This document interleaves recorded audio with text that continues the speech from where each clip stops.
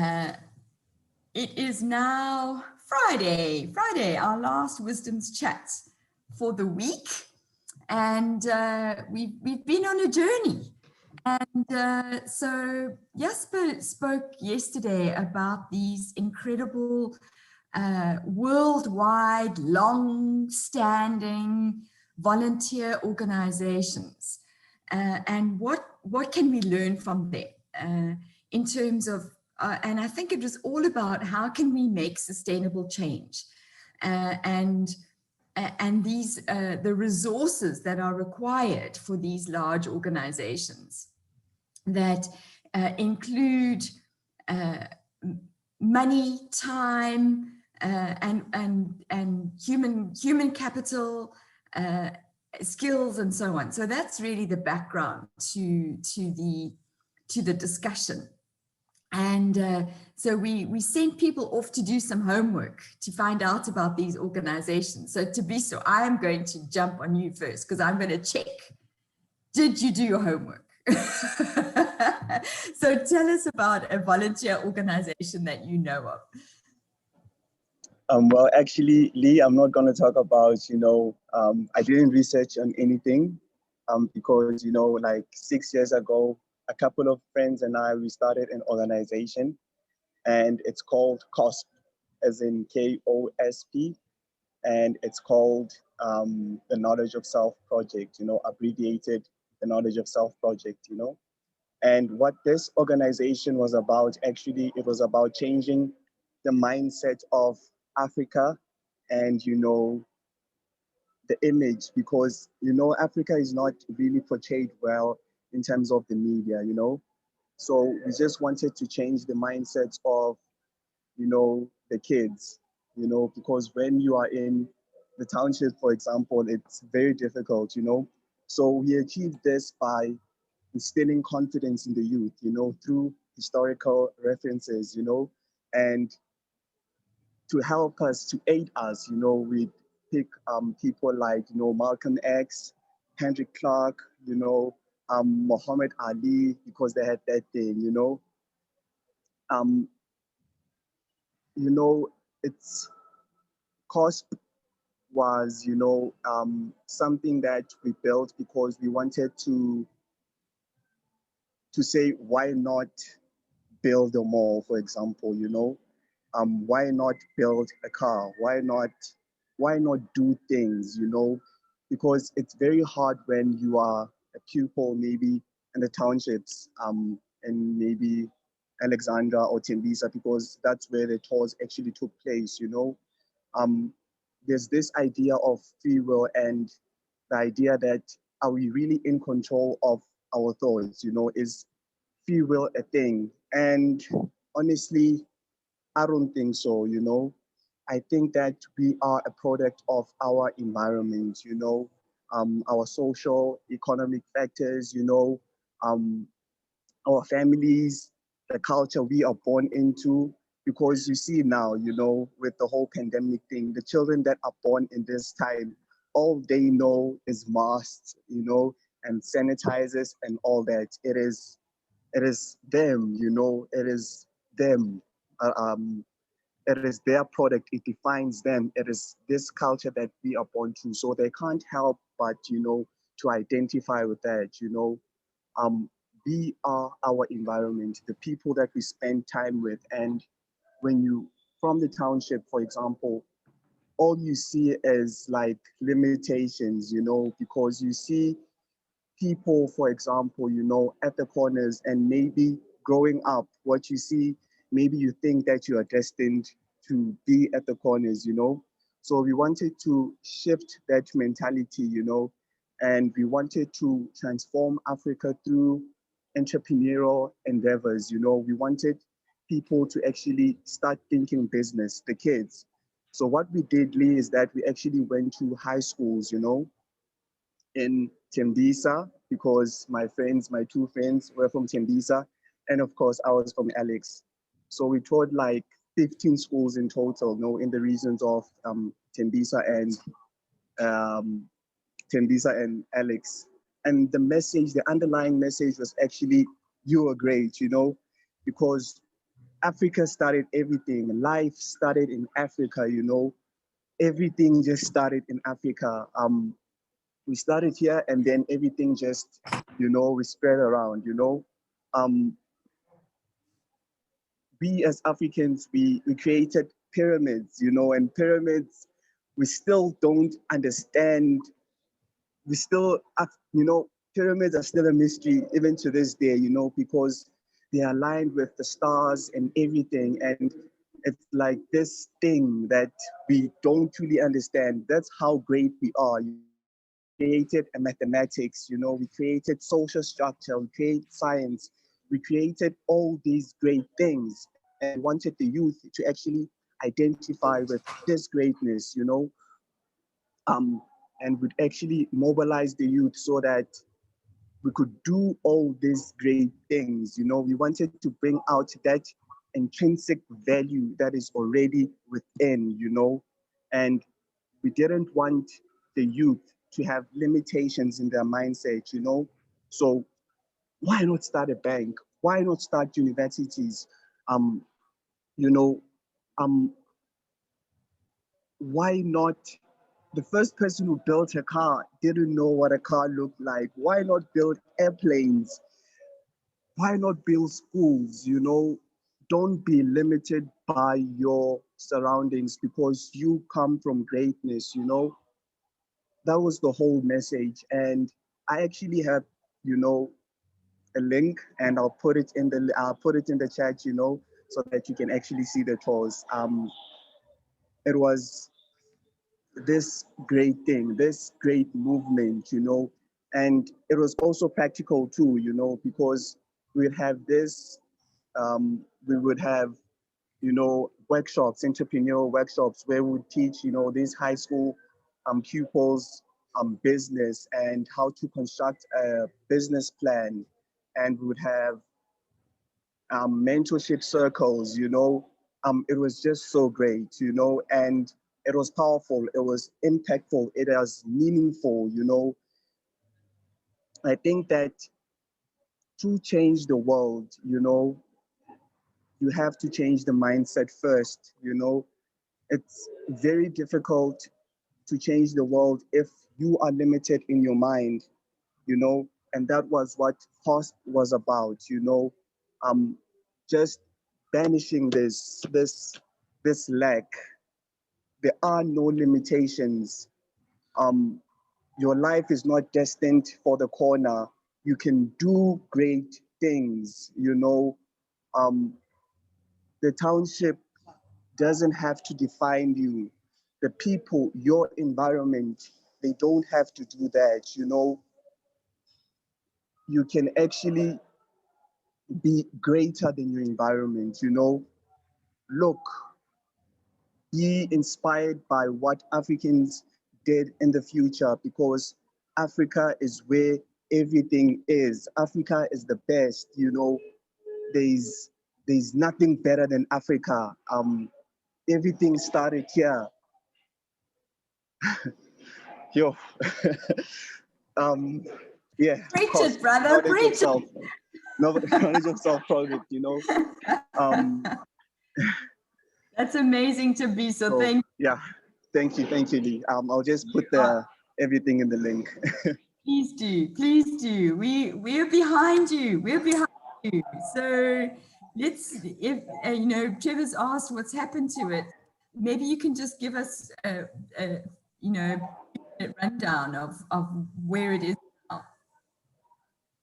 um, what happened to it exactly is that we tried to build businesses because you know we wanted to start a lot of things, you know, but we're trying to build businesses so we can sustain these ideas. So it's still going on, right? But we need something so that we can actually build, you know.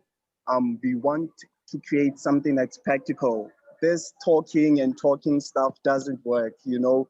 We have to show the youth action so that they can actually follow through, you know, so we can do great things and move forward, you know. We're still going through, I'm still in conversation with my friends. He's actually the guy that I started the farm with, you know, because we had this big idea, you know, for Africa. And in the future, of course, that's where we headed. We are going to build Africa. We're going to build malls. We're going to build everything because we are limitless, you know? So, yeah. Fantastic. Fantastic. That's what we're talking about. Amazing. So Jasper, you also a mindset. Whenever we think about changing the world, I hear Jasper say mindset. So I'm going to come to you and just share a little bit more about, these, your thoughts around creating movements. I think that's what we're talking about, and using these volunteer organizations as examples. Yeah. Thanks Thabiso for your story and your passion. And I think Thabiso's put your contact details in the chat room there for me. I think you and I just need to have an offline chat. But I honestly, it's just such a busy day yesterday. I didn't gone into any studies about anything, but just the YWAM movement and why I know a little bit about them. The guy who is now our CEO of the bank, Jason Riley, is very much involved with the YWAM movement. And he started off his life as studying his BCom and working for banks. So he comes with a strong banking background. But then at one stage in his life, he felt called to enter ministry. And the YWAM movement appealed to him. What they have today are bases, literally like centers, like almost dormitories and halls, halls where people can come for training, but a base where people can come and live for extended periods of time. And they now have a program that so effectively it's built around people can come for a course on various topics, even things like entrepreneurship and stuff like that. But then they do practical, so they go then in the townships and the nearby communities and they practice. But it's mostly young people that are attracted to it, who just finished school and are basically just still searching for their own identity, and also have this passion to say, I want to change the world, but where do I start?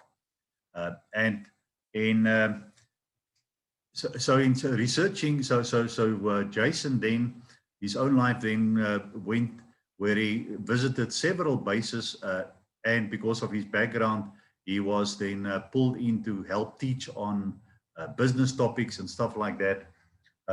And that was certainly a strong formative background for him.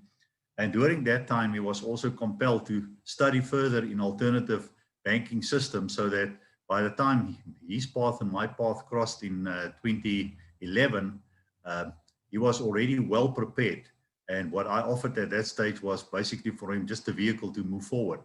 But coming back to how did these movements start, and I would suspect whether it's a YWAM or Alcoholics Anonymous or what did we say, what is it, Salvation Army, I think for the founder, there was some other big emotive event that said, you can't carry on like you've carried on. You have to do something about this. Now, interesting that YWAM was a young student of 20 years old,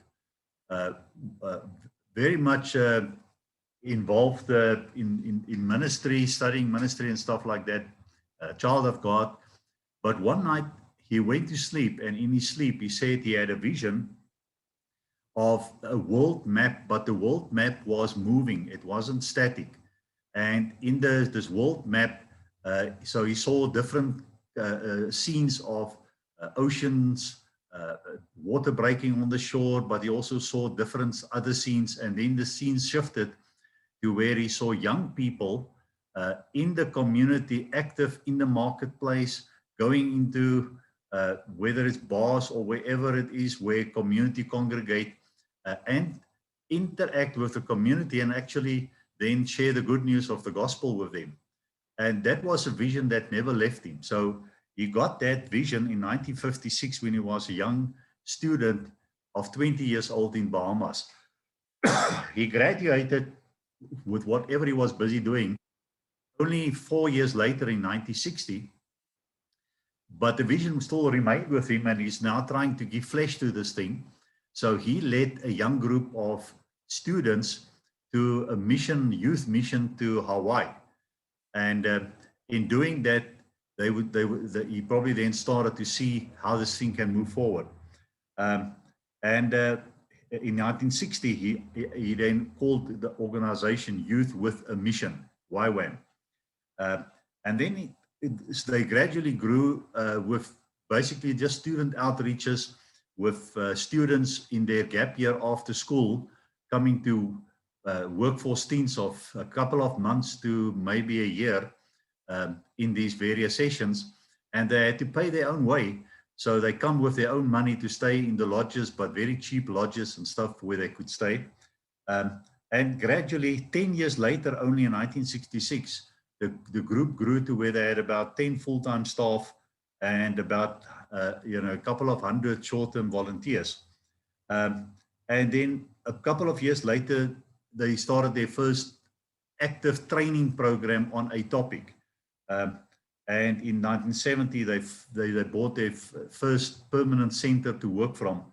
But the point is that today, this entity has 20,000 full-time workers, and it's estimated that they have about 80,000 volunteers at any time interacting with one of the bases. So they now have bases in all the continents, and even more than one base in a continent.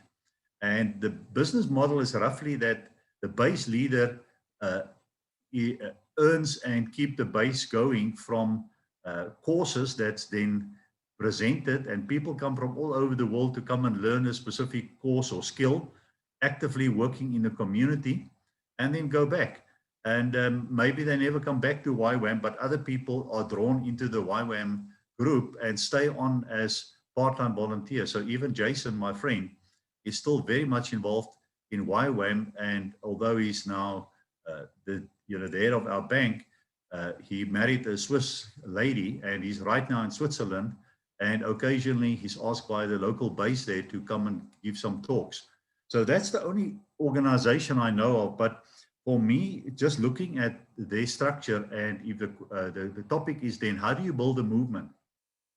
You can't build a movement just by being clever and say, all right, let's just start a movement. Unless the leader have some or other big emotive reason, cause to do that. Because if you look at all these movements, the first 10 plus years, you don't have much to show. People think you're crazy. But the vision doesn't leave you. You need to keep working on the vision. And then slowly but surely you find the first person, then the next person. And then once you have a team of 10, somewhere in this movement, there's a tipping point where people say, all right, now we can see what you're trying to do. And then because of that tipping point, things happen faster and faster.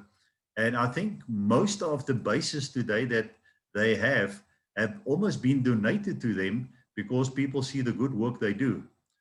So from an asset-based point of view, they are extremely wealthy, but it's not about the wealth. It's because of the impact they have in society, and they use the basis for that purpose of what it was donated for. But so the emotive reason is very strong, and it's the emotive reason that pull people into your cause and make them feel, all right, I can come back for more. So many of the volunteers come back for more than one session year after year. But then the next point I want to make is you need a structure to sustain it. So unless you are well structured, and because this guy was organized and he pulled people around him, today it's a well-structured organization in many countries, and well-sustained. I have personally visited the base in Worcester a few times and know the base leader quite well. He's a member of our organization as well, but quality people. But so I would say the cause, you need to be strongly emotive, you need to have structure, and then it's the ongoing thing. How do people keep knowing about you? So with these youngsters constantly out there in the field talking, the word spreads. So how do you share the message? Newspapers won't share the message for you. It's this passion of a Thabiso with a big smile on his face who share his heart. That's the kind of message spread that you need. So yeah, so that's how you build a movement. You've only studied this a little bit here, Jasper. Lovely. Thank you so much. Edward, what are your thoughts? Yeah, I had a very busy day yesterday because I went and got my second vaccination. I feel crap this morning. I went and voted in our local elections. I had a regional meeting of the Federation of Small Businesses, and I ran my own networking event. But I have this strange feeling that getting on the wrong side of Lee is not a good idea. So I did my homework, and actually it was really, really useful because I think it gave me some great ideas for the forest project. So it was really good research. And I decided to look at the World Wildlife Fund, which is the largest conservation charity in the world. And it was fascinating. And when I was looking at it, I suddenly realized there was some parallels with organizations I knew very, very intimately because I've been involved with them. One of them is an organization called KOKO, which stands for Comrades of Children Overseas. And it was started by an army guy who originally went to Kearnsley College, is it, on Bathurst Hill? But he then, his parents moved to England and he became a major in the army and he flew helicopters. And he got posted to Bosnia during the Bosnian crisis. And he witnessed people shooting children in the legs so that the parents would come out to rescue them.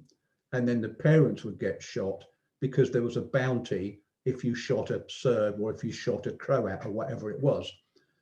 And he wanted to do something for children.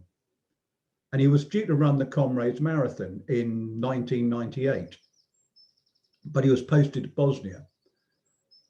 So he recreated the Comrades Marathon in Bosnia with his 10 army guys. They just ran around some laps and they invited a guy called Steve Cram, who you might have heard of, Olympic medalist, to start the event. Steve got involved. They raised a lot of money for children. And then the following year, 1999, they ran the real Comrades Marathon and they raised some more money. And the charity was born. Steve and Jim, through his passion, formed the charity to help children. The first couple of projects kind of didn't go that well. They built a school and then the rebels in the area destroyed the school. So in the end, they only started to work in reasonably stable countries. And I got involved, other people got involved, and the charity grew and grew and grew. But it grew from Jim's passion. And then Jim left after a while to do other things, and he's come back since. And then the other charity was one called One World Action, which was started with £500, which was donated to a lady called Glenys Kinnock, who was the wife of the then leader of the Labour Party. And she wanted to commemorate a guy called Bernd Carlson, who was the Deputy General Secretary of the UN and also the Commissioner for Namibia.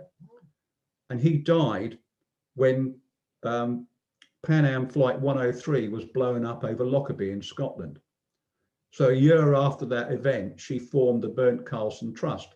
Now, she had always been passionate about development work and had a movement called One World in the Labour Party.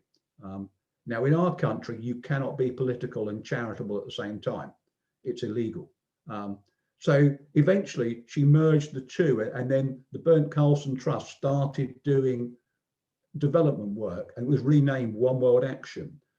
And because of her connections with the Labour movement, the trade union movement funded the organisation.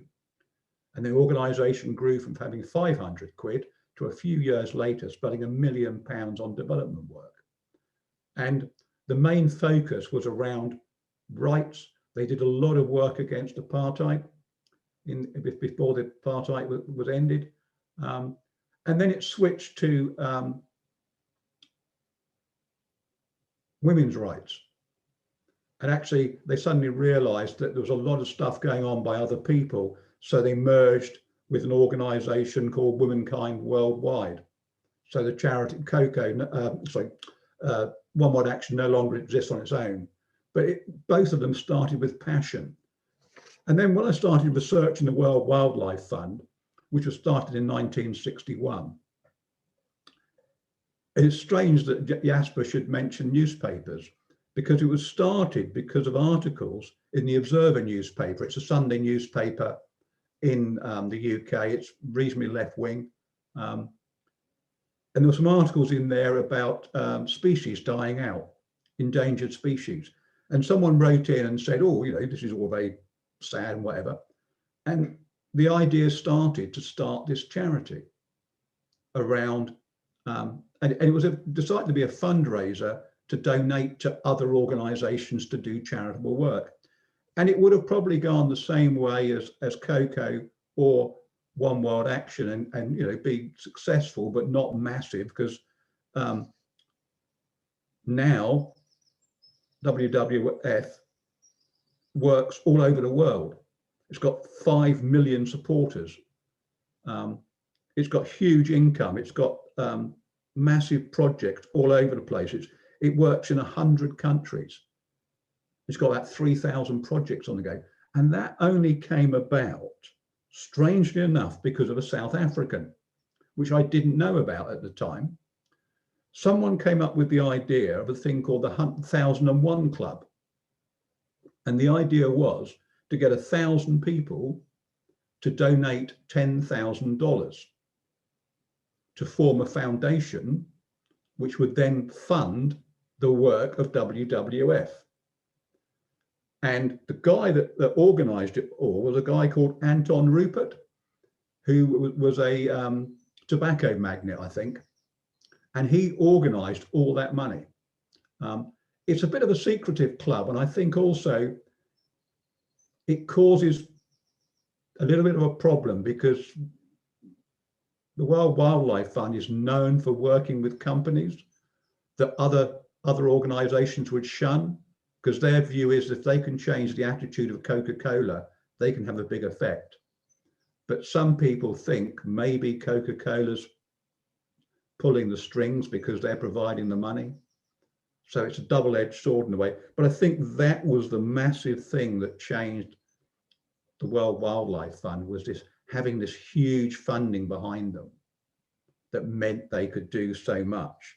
And it's interesting now, actually, because now 55% of its income comes from individuals, people like me that are members of World Wildlife Fund. And they started off, as I said, just funding other people because they didn't have the capacity to run their own programs. Now they run their own programs, one of which is, oh, I've almost forgotten the name of it. It'll come to me in a minute. It's called Earth Hour, which is quite interesting because my daughter, who worked for World Wildlife Fund, is, yeah, it's difficult to say, isn't it? Is she's responsible for a lot of the publicity around that. So it's got a family connection. But I hadn't realised the history of how World Wildlife Fund started. And it was that passion of one guy who was moved by articles in a newspaper and said, I want to make a difference. And then he collaborated with one or two other people, but it wasn't until this idea to get this foundation going that it really flew, which quite interested me. And I thought, I'll make a note of that.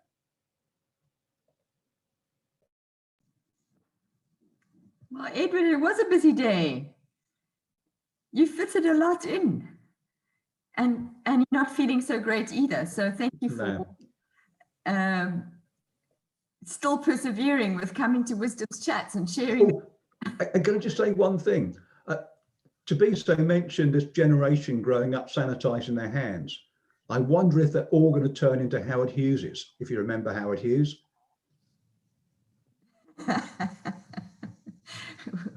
All just a little bit OCD. Well, we all belong a little bit to that club, or many of us do. Lovely. Trevor, let's hand the mic over to you. All right, and also Michael Jackson came to mind with his mask. You remember him at the height of his times. Right, I put in a link there to Dr. Imtiaz Suleiman. I wonder if I've got it on the screen. It hasn't come up for me. So I'm not going to go there. Just look, I think the interesting thing about this discussion is there's two things on my mind. And that is what I've been wanting to push as a manipulator, come influencer, whatever, is the importance of money. And I don't care what you call it, investment, funding, resource, time, effort. It's very important. If you go into that link and you read about Imtiaz Suleiman, he came out of Pietermaritzburg in the days when I was heading up a pharmaceutical operation. And it was the hotbed of political activism in those days. It was the sort of late 70s, early 80s. He became a doctor and he was part of a family. And if you go into the families and you find where they were in the anti-apartheid era, it's very interesting. In fact, one of my best mates came out of there, Dr. Shorty Muller, and he became the first Olympic team doctor. And in fact, Ed, you'd love this. Shorty Muller ran a couple of comrades with me. I introduced him to the comrades in those particular days. And his first comment to me was he'd never, ever met a white representative from a pharmaceutical company when he opened up his first little surgery.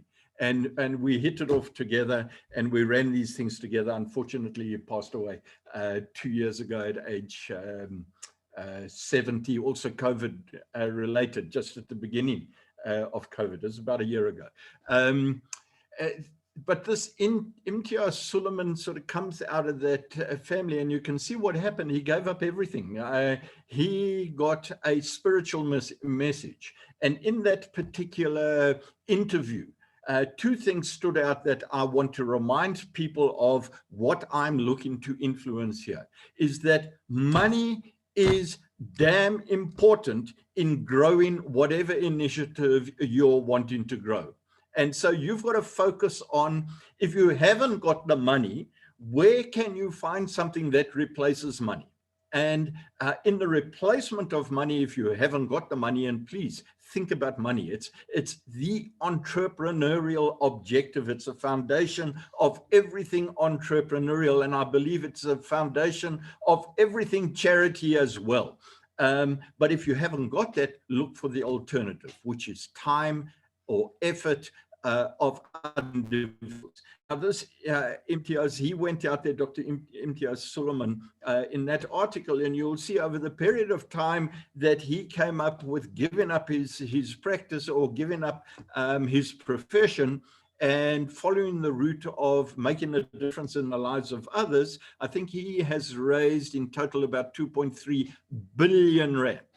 2.3 billion rand in that article. And you will go through in that article his views on money and how important it is to enable him to do the things that he does. And so I get the feeling that there has been an alignment of thinking going on here where people are recognizing that, hey, my individual vested interest, I can actually align with other people's vested interests.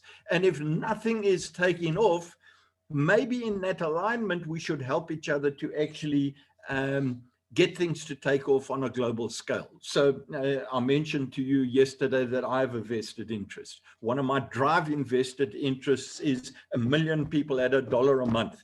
I knew nothing about this guy Thabiso about 2 weeks ago. So through an introduction that Lee obviously made, we start listening to the guys and saying, you know, who the hell is this guy that knows more than I do? And he's only 26 and I'm in my 67th year. Who is he? And then suddenly up he pops today with KOSP. So first of all, I thought it was KOSP, which I thought was quite good. And I knew Jasper would go for that because he would have thought this is about biltong.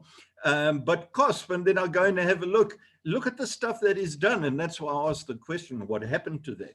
And then it all ties in together with Ed talking about his particular missions. And then Jasper, Thabiso turns around and says, we're a bunch of guys who said, well, we can dream as Africans and we can form our own bank and all this sort of, well, your own bank has already been formed. All you got to do is talk to Jasper and he's already dropped the hint.